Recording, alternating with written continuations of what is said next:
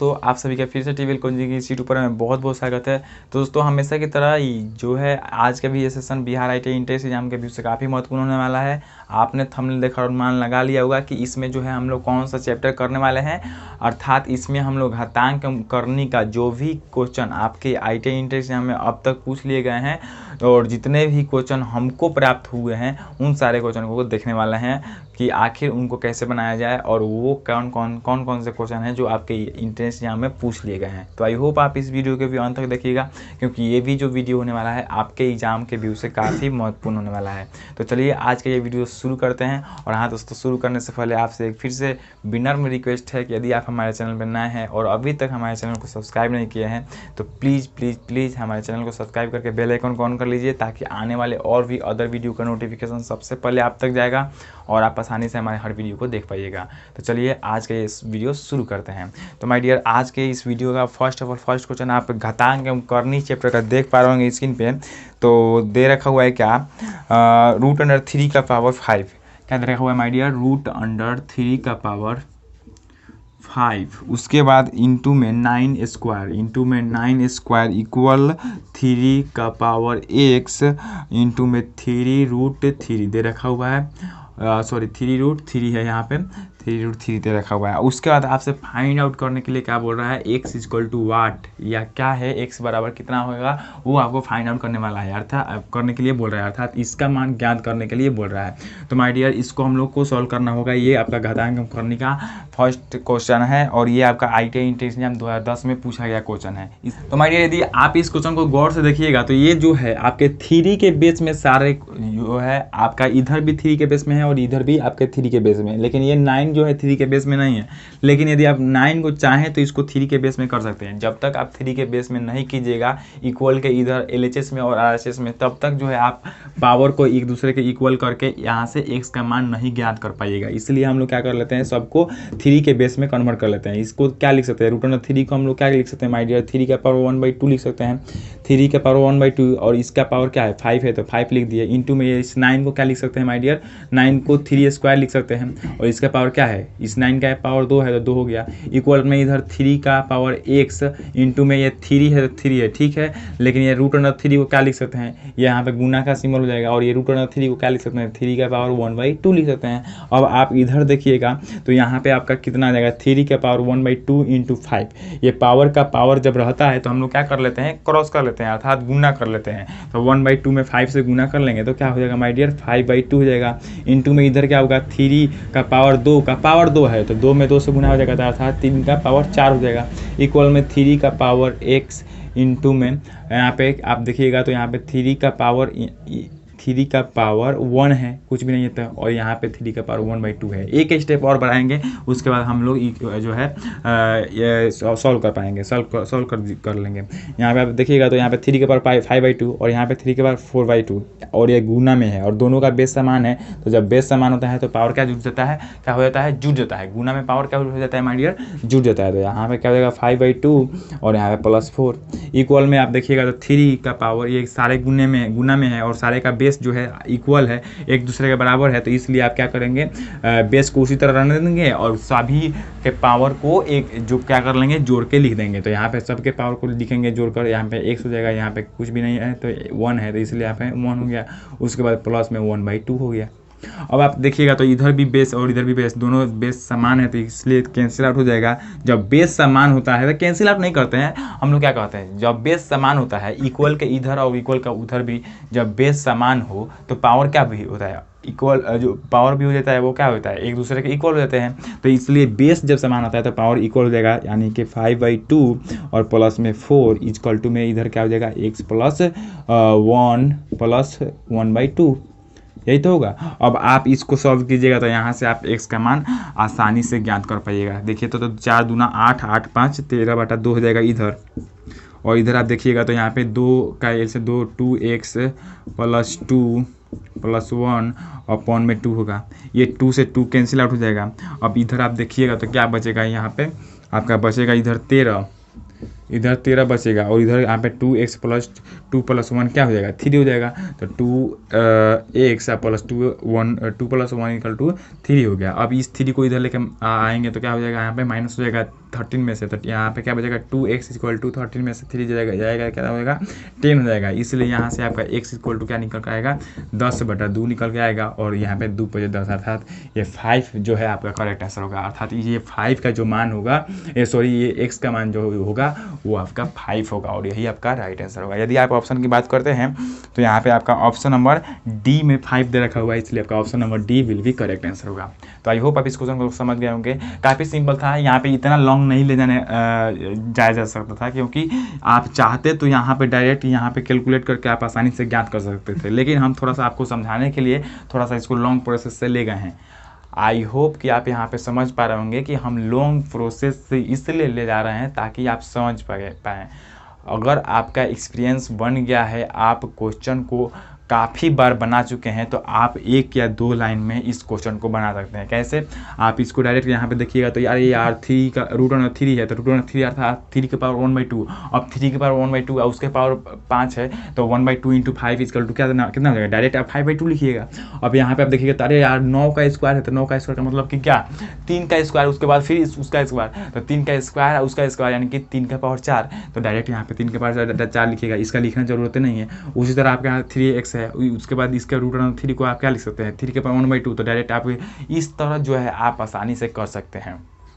तो ये आपके माइंड में कैलकुलेट कब होगा, जब आप अधिक से अधिक इस तरह के क्वेश्चन बना लीजिएगा, प्रैक्टिस अधिक हो जाएगा तब। तो इसलिए थोड़ा सा हम आपको समझाने के लिए इसको लॉन्ग ले जा रहे हैं, तो इसलिए आपको यहाँ पे डीमोटिवेट नहीं होना है। तो चलिए अब नेक्स्ट क्वेश्चन की तरफ बढ़ते हैं। तो हमारी यदि अगले क्वेश्चन की बात करें तो अगला क्वेश्चन जो है आपका 2009 का इंटर एग्जाम में पूछा गया क्वेश्चन है।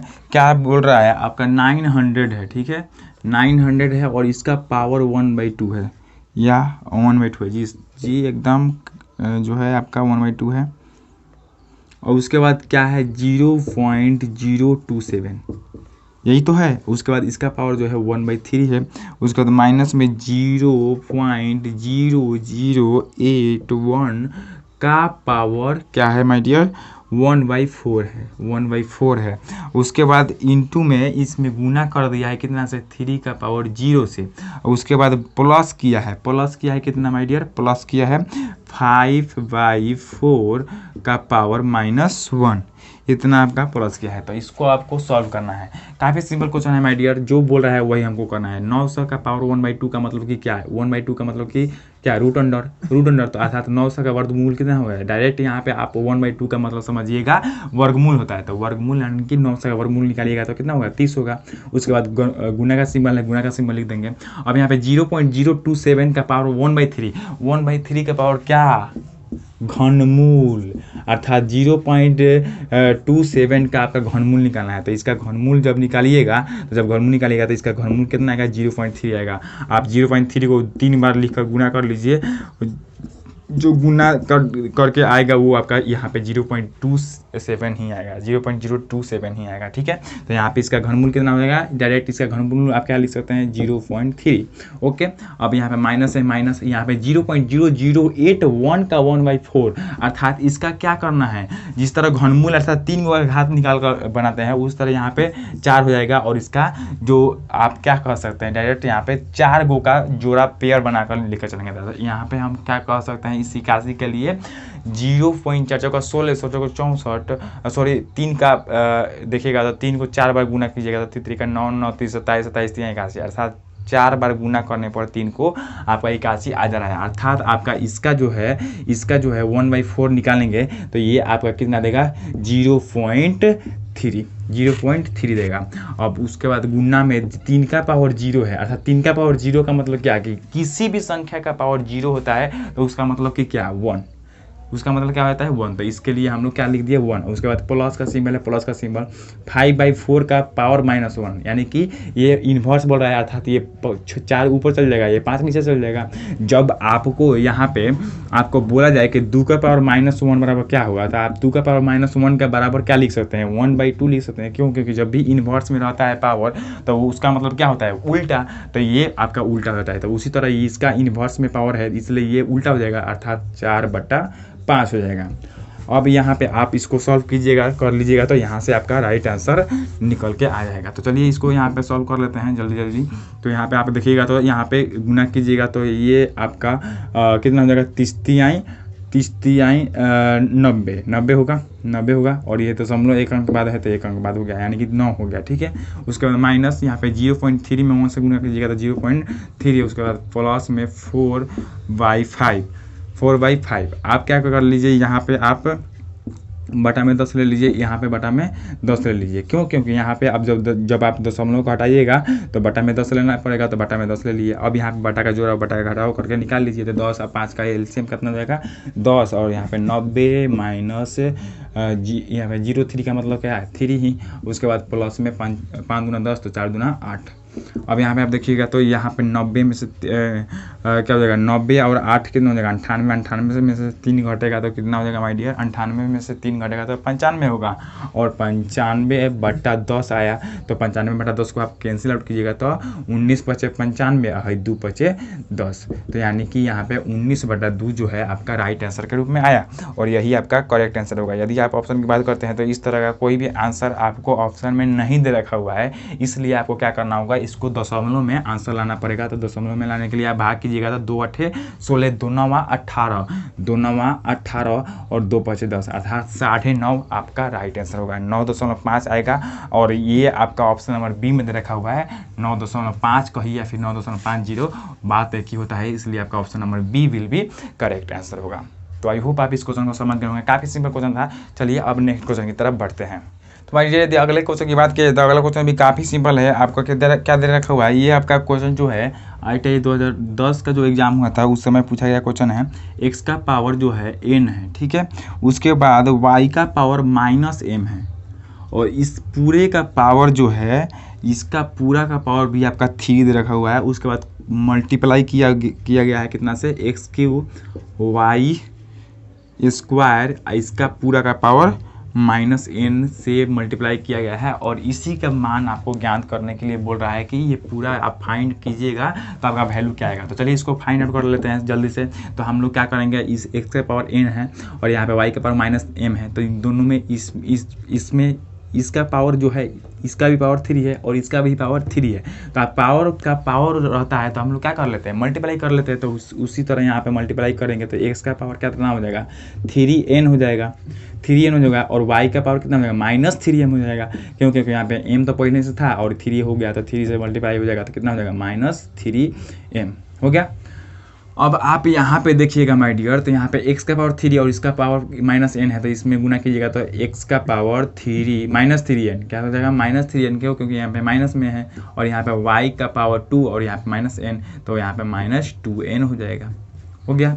अब इसको थोड़ा सा और आगे बढ़ाएंगे तो यहाँ पे गुना है और दोनों का बेस इक्वल है। जब दोनों का बेस इक्वल है और गुना में है तो बेस सेम रहेगा और पावर को क्या कर लेते हैं, जोड़ देते हैं। बेस सेम रहता है और पावर को क्या कर लेते हैं माय डियर, जोड़ लेते हैं। तो यहाँ पे बेस सेम x y है तो x y लिख दिए, पावर इसमें x वाला इसमें पावर जो है 3n है,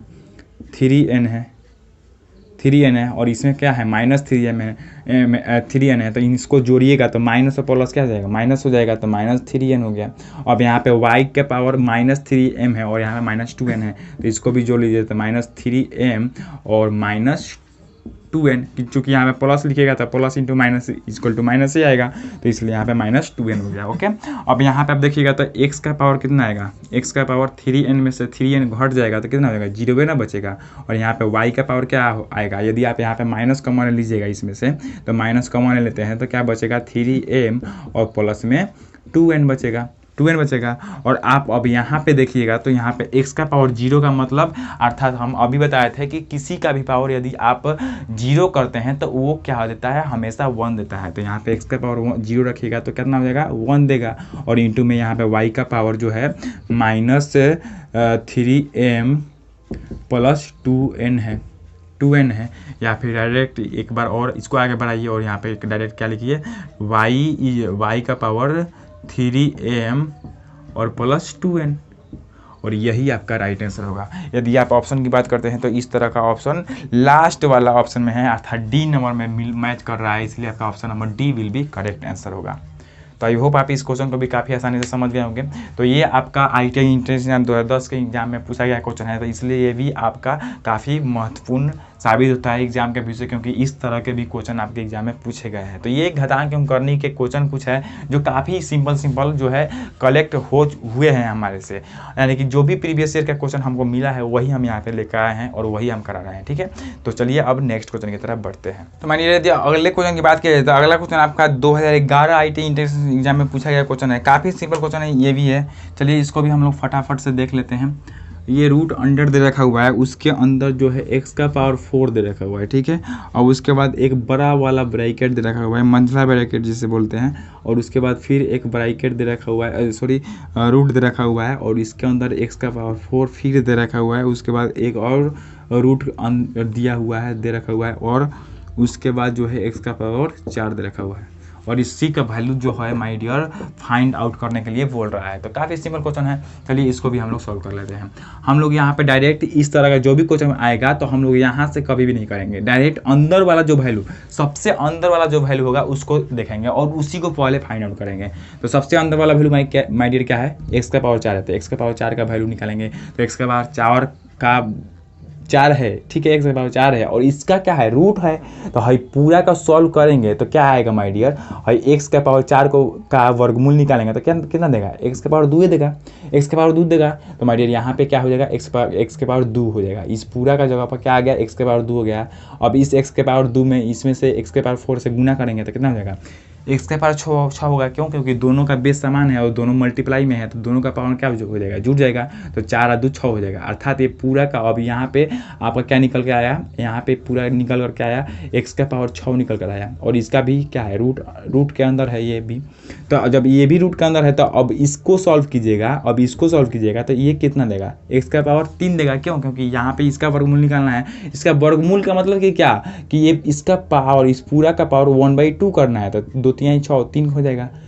ये 2 6 को काटेगा कितना बार में, 3 बार में ना काटेगा, तो 3 हो जाएगा। अर्थात इसका पूरा का वैल्यू क्या आया, 3 आया, x के पावर 3 आया।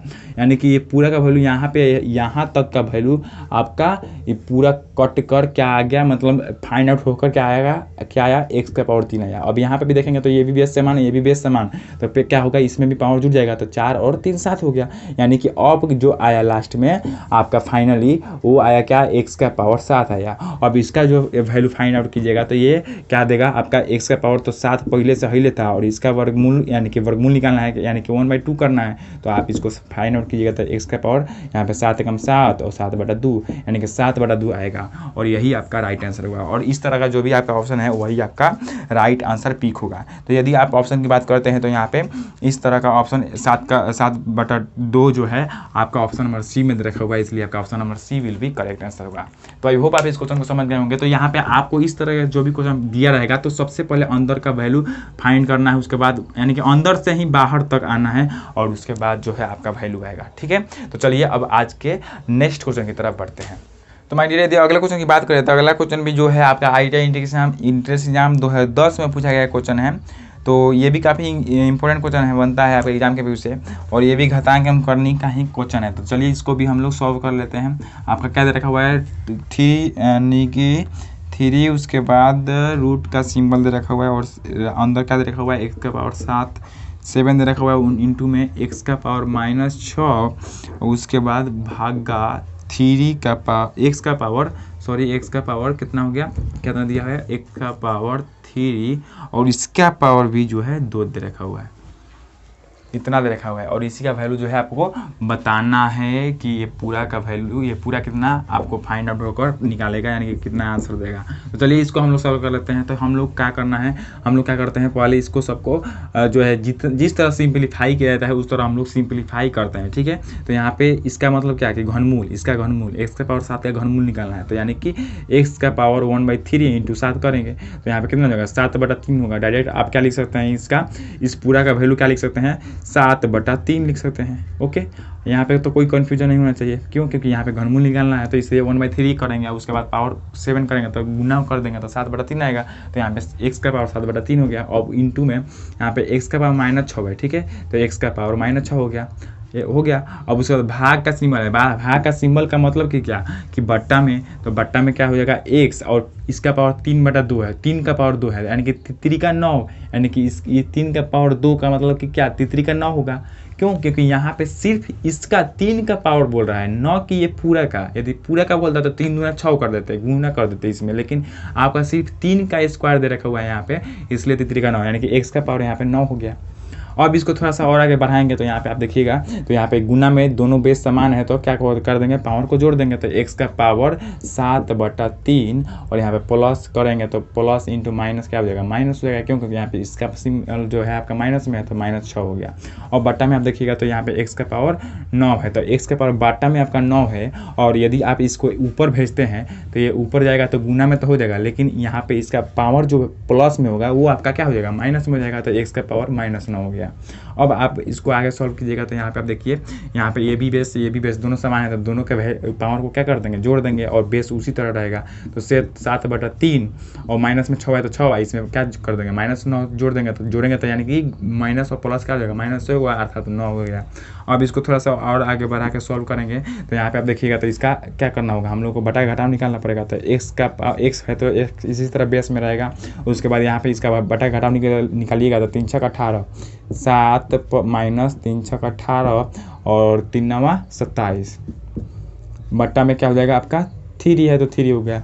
ओके, अब एक स्टेप थोड़ा सा और इसको बढ़ा लेते हैं और यहाँ पे कर लेते हैं डायरेक्ट फाइंड। तो यहाँ पे आपका क्या हो जाएगा, ये 7 प्लस में है, ये माइनस में 18 है, तो घट जाएगा तो 11 हो जाएगा, और 11 माइनस में और माइनस में 27 कितना हो जाएगा, ये पूरा को कैलकुलेट कीजिएगा तो -38 देगा, अर्थात x का पावर ऊपर में -38 और बटा में 3, x का पावर ऊपर में -38 और बटा में 3 दे देगा। तो इस तरह का जो भी आपका ऑप्शन मैच करेगा वही आपका राइट आंसर होगा। इस तरह का जो है ऑप्शन आपका बी नंबर मैच कर रहा है, इसलिए आपका option number B will be correct answer होगा। तो आई होप आप इस क्वेश्चन को समझ गए होंगे, काफ़ी सिंपल था, सिर्फ आपको इस तरह के क्वेश्चन को सिंप्लीफाई करके ही जो है आगे बढ़ाना है और आगे का वैल्यू आपको फाइंड आउट करना है। तो आई होप आप इस क्वेश्चन को समझ गए होंगे। तो चलिए अब नेक्स्ट क्वेश्चन के तरफ बढ़ते हैं, और आज का ये सेशन का ये क्वेश्चन जो है अब लास्ट क्वेश्चन होने वाला है। तो माय डियर, आज के इस सेशन के लास्ट क्वेश्चन की बात करें तो लास्ट क्वेश्चन आप स्क्रीन पर देख पा रहे होंगे, यहाँ पे कुछ संख्याएं दे रखी है और बोल रहा है क्या कि इसमें से सबसे छोटी संख्या क्या है वो आप बताइए। तो माय डियर, आपको फर्स्ट ऑफ ऑल जो दे रखा हुआ है उसको हम लोग लिख लेते हैं। तो क्या क्या दे रखा हुआ है, 1/√7 माइनस में √5, ये एक संख्या दे रखा हुआ है, और दूसरी जो संख्या दे रखा हुआ है इसको 1 मान लेते हैं, और दूसरी जो संख्या दे रखा हुआ है आपका 1 बाई, या फिर संख्या का नंबर छोड़ देते हैं, रहने देते हैं। दूसरी संख्या जो दे रखा हुआ है 1/√5 माइनस √3। उसके बाद तीसरी संख्या दे रखा हुआ है 1/√9 माइनस में √7, और चौथी जो संख्या दे रखा हुआ है 1/√11 और माइनस में √9। और बोल रहा है कि इसमें से सबसे बड़ी जो संख्या है वो कौन सी है वो आप बताइए। तो सबसे बड़ी संख्या चूंकि हम लोग को ज्ञात करना है, तो हम लोग क्या कर लेते हैं, पहले इसको थोड़ा सा सॉल्व करके इसको थोड़ा सा और जो है आसान लैंग्वेज में कन्वर्ट करते हैं, आसान भाषा में इसको कन्वर्ट करते हैं। आप यहाँ पे डायरेक्ट देखिएगा तो यहाँ पे √7 माइनस √5 है। क्या आप ये बता सकते हैं डायरेक्ट देख कर कि ये और ये दोनों में बड़ा कौन है, या फिर ये और ये दोनों में बड़ा कौन है, या फिर ये और ये दोनों में बड़ा कौन है? इस तरह तो नहीं बता सकते माय डियर। तो जब इस तरह नहीं बता सकते तो थोड़ा सा इसको कैलकुलेट कीजिए और इसको आसान भाषा में लाइए। जब तक हम आसान भाषा में नहीं लाएंगे, जब तक इसको समझने लायक नहीं बनाएंगे, तब तक हम लोग समझ पाएंगे कि क्या कौन सा इसमें बड़ा है और कौन सा छोटा है। तो चलिए समझने लायक कैसे बनाएंगे उसको हम लोग देख लेते हैं। तो समझने लायक कैसे बनाएंगे, क्या कर लेते हैं, सबका हर परिमेयकरण कर देते हैं। तो सबका हर परिमेयकरण करेंगे तो इसका हर परिमेयकरण करेंगे तो क्या होगा, √7 और प्लस में √5 से गुना करना पड़ेगा ऊपर में एंड और नीचा में भी। तो √7 और प्लस में √5 से ऊपर भी गुना करना पड़ेगा। तो ऊपर क्या आ गया माय डियर, √7 और प्लस में √5। ओके, और बटा में क्या आ गया, बटा में आपका √7 इंटू में √5 है, √5 है, और यहाँ पे √7 प्लस में √5 है। तो यहाँ पे a minus B into A plus B का फॉर्मूला पे आ गया था। a plus B into A minus B के फॉर्मूला पे क्या हो जाएगा, क्या होता है, a² माइनस b² हो जाता है। यही ना होता है, जब a plus B into A minus B रहता है तो हम क्या डायरेक्ट लिखते हैं, जब a प्लस बी और a माइनस बी रहेगा तो हम लोग क्या लिखते हैं, डायरेक्ट a² माइनस b² लिखते हैं, डायरेक्ट लिखते हैं इसके बराबर। तो जब इसके बराबर इतना लिखते हैं तो हम लोग क्या कर लेंगे, डायरेक्ट इसके लिए हम यहाँ पे इसी तरह यहाँ पे √7 का स्क्वायर और माइनस में √5 का स्क्वायर लिख देंगे। तो जब इसका स्क्वायर इस तरह लिखेंगे तो यहाँ पे आप देखिएगा, तो यहाँ पे ऊपर तो √7 है, तो √7 अइबे करेगा, प्लस में √5 है तो √5 फैले है। और यहाँ पे बटा में क्या हो जाएगा, √7 का स्क्वायर करेंगे तो रूट से स्क्वायर कैंसिल आउट होगा, यानी कि स्क्वायर जो है इस रूट को कैंसिल आउट कर देगा तो क्या बचेगा 7, और माइनस से माइनस ये स्क्वायर इस रूट को कैंसिल आउट करेगा तो क्या बचेगा, सिर्फ 5 बचेगा। अब यहाँ पे क्या आ गया आपका √7 और प्लस में √5 और बट्टा में आपका 7 - 5 = 2, इतना आया। ठीक है, अब इसी तरह इसको भी हम परिमेयकरण करेंगे, तो इसको भी हम परिमेयकरण करेंगे तो यहाँ पे क्या करना होगा हम लोगों को, √5 प्लस में √3 से गुना करना पड़ेगा नीचा और ऊपर दोनों जो है हर और अंश दोनों में। तो ऊपर भी कर लिए और नीचा भी कर लिए, तो इसी तरह करेंगे तो ऊपर तो √5 आएगा और यहाँ पे √3 आएगा, और बटा में आप देखेंगे तो यहाँ पे ये भी जो है इसी फॉर्म में आ गया, a + b × a - b के, तो a² - b² के फॉर्म में इसको भी तोड़ेंगे। तो इसी तरह तोड़ेंगे ना तो यहाँ पे आप देखिए तो यहाँ पे डायरेक्ट सिर्फ 5 देगा और यहाँ पे 3 देगा, और 5 में से 3 घटाने के लिए बोलेगा, तो अर्थात 5 में से 3 घटाएंगे तो यहाँ पे भी जो है आपका 2 ही आएगा। इसी तरह जिस तरह ये आ रहा है 2, उसी तरह यहाँ पे भी 2 आएगा, और इस तरह इसी तरह इसको भी करेंगे तो यहाँ पे √9 प्लस √7 से ऊपर में और नीचा में दोनों में गुना करना पड़ेगा, प्लस √7 से गुना करेंगे तो इसी तरह क्या आपका देगा √9 प्लस में √7 और पाउंड में कितना देगा आपका 2 देगा। कितना देगा माय डियर, 2 देगा। उसी तरह ये भी आपका क्या देगा √11 माइनस √9 सॉरी प्लस, और यहाँ पे बटा में से सिर्फ क्या देगा 2 देगा। क्यों, क्योंकि आप हर परिमेयकरण करेंगे तो यहाँ पे √11 प्लस √9 से गुना कीजिएगा ऊपर और नीचा भी, तो √11 और प्लस में √9 से गुना कीजिए ऊपर भी, तो यहाँ पे गुना किए 1 से तो इतना आया, और इसको इस तरह सॉल्व करेंगे तो वो भी ये भी जो है आपका जिस तरह ये 2 दे रहा था उसी तरह ये भी आपका 2 देगा। अब आपका जो है थोड़ा सा सिंपल लैंग्वेज में ये कन्वर्ट हो गया। तो जब यहाँ पे सिंपल लैंग्वेज में कन्वर्ट हो गया तो हम लोग को क्या निकालना है, सबसे छोटी संख्या क्या है थी इसमें से, वही आपको बताना था। तो माय डियर इसमें सबसे छोटी जो संख्या है वो क्या हो जाएगी। अब आप यहाँ पे देखिए कि ये √7 प्लस में √5 है, इसमें 2 से भाग करना है। अब यहाँ पे √5 प्लस √3 में 2 से भाग करना है, इसमें √9 प्लस √7 में 2 से भाग करना है, √11 प्लस √9 में 2 से भाग करना है। तो आपको क्या ज्ञात करना है, आपको ज्ञात करना है सबसे छोटी संख्या क्या है। तो माय डियर यदि आप कंसंट्रेट होकर यहाँ पे देख पा रहे होंगे तो आप यहाँ पे आंसर भी पिक कर पा रहे होंगे कि यहाँ पे कौन सा आंसर होना चाहिए। आप यहाँ पे देखिएगा तो √11 और √9 का योग में 2 से भाग करना है, और यहाँ पे √9 और 7 का योग में 2 से भाग करना है, और यहाँ पे 7 और 5 के योग में 2 से भाग करना है। लेकिन यहाँ पे आप देखिएगा तो 5 और 3 के योग में 2 से भाग करना है। क्यों, क्योंकि यहाँ पे आप देखिएगा तो यहाँ पे सबसे छोटा वाला डिजिट को योग करके 2 से भाग कर रहा है, लेकिन इससे तो ये ऊपर वाला से 12 तो ये वाला है ना। आपसे बोला जाए कि आप 8 में 2 से भाग कीजिए और 4 में 2 से भाग कीजिए तो 12 कौन आएगा, तो 12 ये आपका भाग कीजिएगा तो 2 आएगा, और ये आपका क्या आएगा 4 आएगा। तो 12 कौन आया, जिसका ऊपर वाला 12 आया था उसी का आंसर 12 आया, और जिसका ऊपर वाला छोटा था उसी का आंसर छोटा आया। तो यहाँ पे आपसे फाइंड आउट करने के लिए छोटा वाला वैल्यू बोल रहा है ना, तो इसलिए छोटा जिसका वैल्यू ऊपर में होगा वही आपका राइट आंसर होगा। तो यहाँ पे थोड़ा सा जो है माय डियर लॉजिक को समझने की बात है, लॉजिक ही समझना है सिर्फ यहाँ पे कि सबसे छोटा वैल्यू जो है ऊपर वाला किसका है वही आपका छोटा वाला वैल्यू है। क्योंकि नीचा में तो सबके 2 है, नीचा में सबके 2 है, तो सब में 2 से भाग करेंगे तो अलग अलग तो वैल्यू ही भी करेगा, लेकिन सबसे छोटा जो ऊपर वाला होगा वही सबसे छोटा होगा। और सबसे बड़ा यदि पूछता आपसे तो ऊपर वाला जो सबसे बड़ा होता है तो ऊपर वाला सबसे बड़ा 11 और 9 है, तो इसलिए ये वाला होता है। लेकिन ये वाला अभी नहीं होगा, ना ये वाला होगा और ना ही ये वाला होगा। इस क्वेश्चन का आंसर जो होगा आपका √5 प्लस √3/2 वाला होगा। और ये किसको रिप्रेजेंट कर रहा था माय डियर, ये वाला वैल्यू किसको रिप्रेजेंट कर रहा था, तो ये वाला वैल्यू जो है आपका 1/में √5 माइनस √3 को रिप्रेजेंट कर रहा था, इसलिए आपका 1/में √5 माइनस √3 वाला ऑप्शन जो होगा वही आपका करेक्ट आंसर होगा। तो चलिए उसको देख लेते हैं। तो ये वाला आपका ऑप्शन नंबर बी में मैच कर रहा है, तो ये वाला आपका ऑप्शन बी देगा आंसर, इसलिए आपका option number B will be correct answer हो जाएगा। तो आई होप आप इस क्वेश्चन को समझ गए होंगे माय डियर। इसके बावजूद भी कोई भी कंफ्यूजन वगैरह है तो कमेंट बॉक्स में जरूर बोलिएगा, ठीक है। तो जो वैल्यू ऊपर में बड़ा होगा वो आपका मान बड़ा वाला दे देगा, और जिसका छोटा वाला होगा ऊपर में वो छोटा वाला जो है आपका मान देगा। तो तो आई होप आप इस क्वेश्चन को समझ गए होंगे। तो चलिए आज का सेशन यहीं पे एंड करते हैं और मिलते हैं फिर अगले वीडियो में, यानी कि अब जो आज ही के इस डे में ही, डे 3 में ही अब अगला वीडियो जो है हम लोग सांख्यिकी का देखने वाला है और सांख्यिकी में जो भी क्वेश्चन है उसको हम लोग करने वाला है। ओके, तो उसका भी वेट कीजिए और उसको भी जरूर देखिए, क्योंकि सांख्यिकी से अभी जो बिहार पॉलिटेक्निक का इंटेंस एग्जाम हुआ है उसमें से 2 या 3 क्वेश्चन सांख्यिकी से आ गए हैं, तो इसलिए ज़्यादा ये है कि इसमें से भी क्वेश्चन आने की संभावना है, इसलिए आप देखिएगा जरूर सांख्यिकी वाला भी चैप्टर। ओके, तो चलिए आज का सेशन यहीं पे इन करते हैं, मिलते हैं अगले वीडियो में। जय हिंद, धन्यवाद।